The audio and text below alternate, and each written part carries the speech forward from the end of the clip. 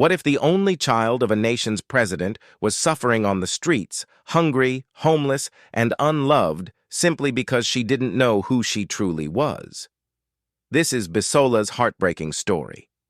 Abandoned, adopted, and later thrown out, she crossed paths with her real mother, the First Lady, without either of them knowing the truth. How did it all happen? And will she ever discover her true identity? Sit back, relax. Let's find out in this amazing story. And if you are joining us for the first time, don't forget to like, share, and subscribe for more Zen interesting stories like this.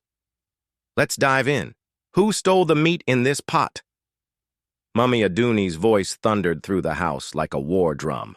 Plates clattered. The twins, barely 5 years old, scampered to a corner, startled. Bisola stood frozen beside the sink, her small fingers still wet from washing the plates she hadn't even eaten from.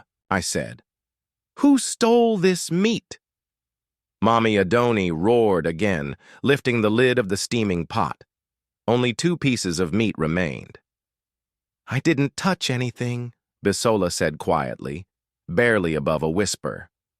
"You're lying, you ungrateful witch," the woman spat. Her hand flew before Bisola could blink.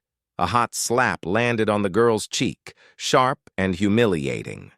Tears welled in Bisola's eyes, but she didn't cry out. She had learned that crying made things worse. "After everything we've done, for you, picking you from the gutter like a dway, raising you like our own, this is how you repay us." Bisa wanted to scream. "You didn't pick me out of love. You picked me because you wanted to look good at church." But she said nothing. Her stomach growled in protest. She hadn't tasted meat in weeks. Her adoptive father, Baba Adoni, walked in, drawn by the noise. He adjusted his wrapper and looked straight at Bisola. "She must go," he said flatly. "We warned her. She's now a thief on top of being a burden. I didn't steal." Bisola tried again, but Mommy Adoni grabbed her by the arm and dragged her to the living room. "You think this is your real home? That we owe you anything? Let me remind you, we adopted you out of pity when you were just 2 years old, and now God has blessed us with our own children.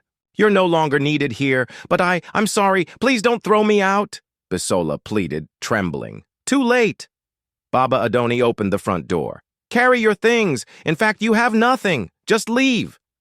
The twins watched with wide, confused eyes as Bisola was pushed out the door. No shoes, no bag, just the thin gown she had worn since morning. The door slammed behind her.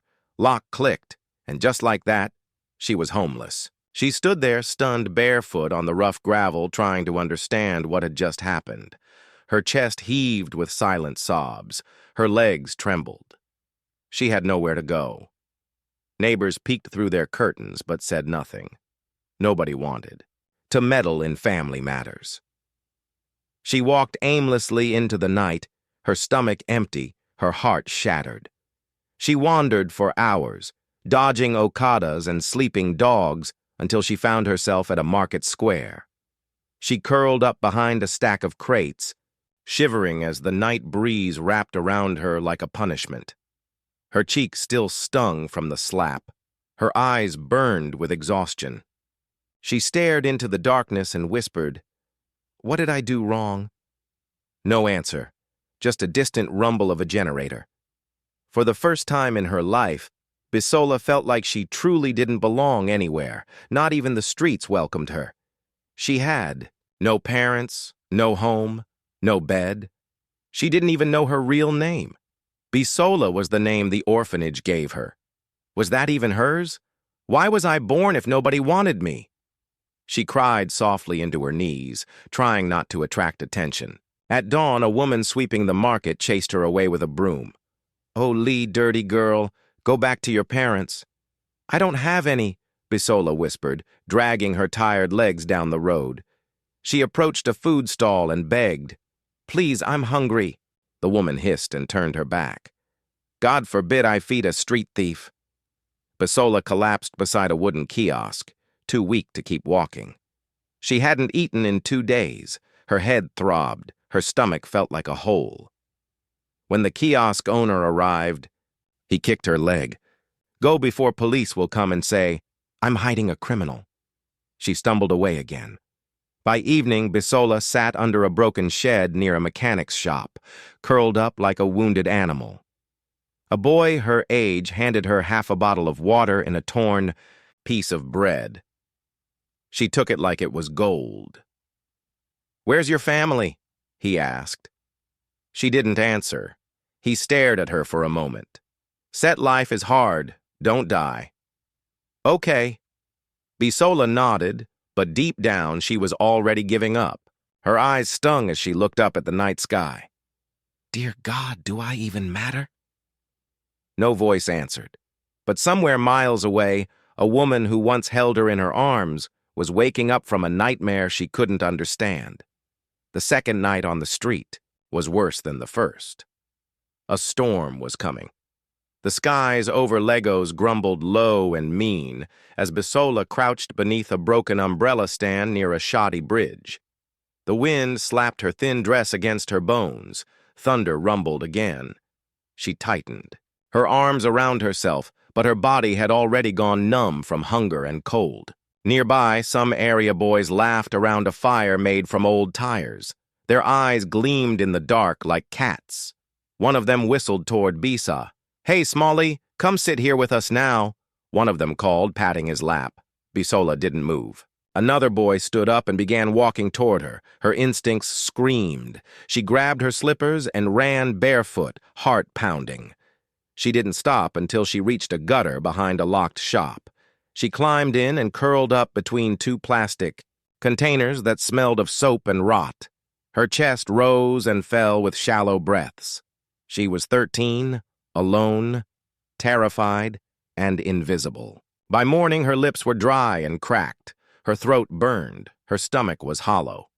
She wandered into a busy street near a food canteen and watched people eat steaming plates of rice and stew.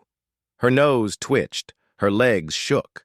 She waited until one woman stood up to answer a phone call, then crept toward the plate and quickly grabbed a spoonful of rice. "Thief!" someone shouted. She froze. The woman returned and slapped her across the face before she could explain. A crowd gathered instantly. "Now, Small Pike, leave her," one man said. "She go turn armed robber," the woman snapped. "This is how they start." A bystander offered her a sachet of water. She took it and ran, tears blinding her eyes. She collapsed beneath a mango tree near the main road, breathing heavily. A small boy beside her pointed, "Auntie, your leg is bleeding." She looked down and saw a deep scratch on her ankle. She didn't even feel it. The pain was too far behind the pain in her heart. That evening, she found a small park bench at Alacuco Junction. She sat beside an old beggar woman with gray hair and watery eyes. "You're too young for this life," the woman said not unkindly.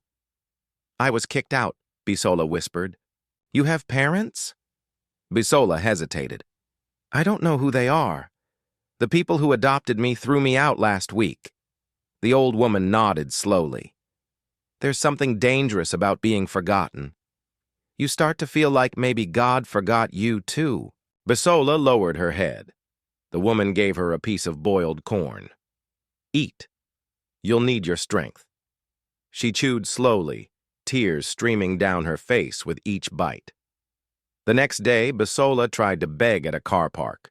She stretched out her hand toward a woman in an SUV. The driver rolled up the tinted glass. "You again?"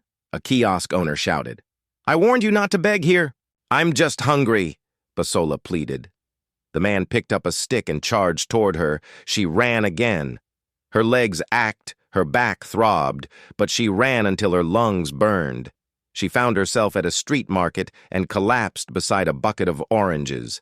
The seller hissed and moved her goods away. Bisola curled up beside a cement block and tried to sleep. That night, she had a dream. A woman in a blue wrapper stood beside a river crying, "Where is my daughter?" The woman kept repeating. Bisola tried to speak to her, but her voice wouldn't. "Come out." She just kept reaching. Suddenly, the woman turned, and for a split second, her face looked just like Bisola's. Basola woke up gasping. She sat up, heart racing. Who was that woman? Was it her mother? She'd never seen her face, never even dared to imagine what she might look like, but something in her chest told her that dream meant something. The next morning, she decided to try something different. "I'll go back to where it all began," she whispered. The name came to her like a whisper in her head. All Love Orphanage. That's what Mommy Adunni always told people when bragging about her charity. We adopted her from All Love Orphanage. Oh, we are not like others. Maybe, just maybe, they would let her stay, even if it was just for one night. With the last bit of strength she had, she began walking toward a gay. She didn't know the way exactly, but she asked for directions at bus stops. A conductor offered her a ride, but dropped her halfway after passengers complained of the smelly girl. Basola didn't argue. She kept walking. The presidential suite was quiet. Too quiet. Doris Okoro, Nigeria's first lady, sat at the edge of her luxury Shah's lounge, staring into nothingness. Her silk robe clung to her thin frame. Her once glowing skin was pale now, tired from months of private sorrow. The television in her room played softly in the background. Some news about a new government project, but she wasn't listening. Her hand clutched a medical report. Another failure. Another test that said, everything appears normal.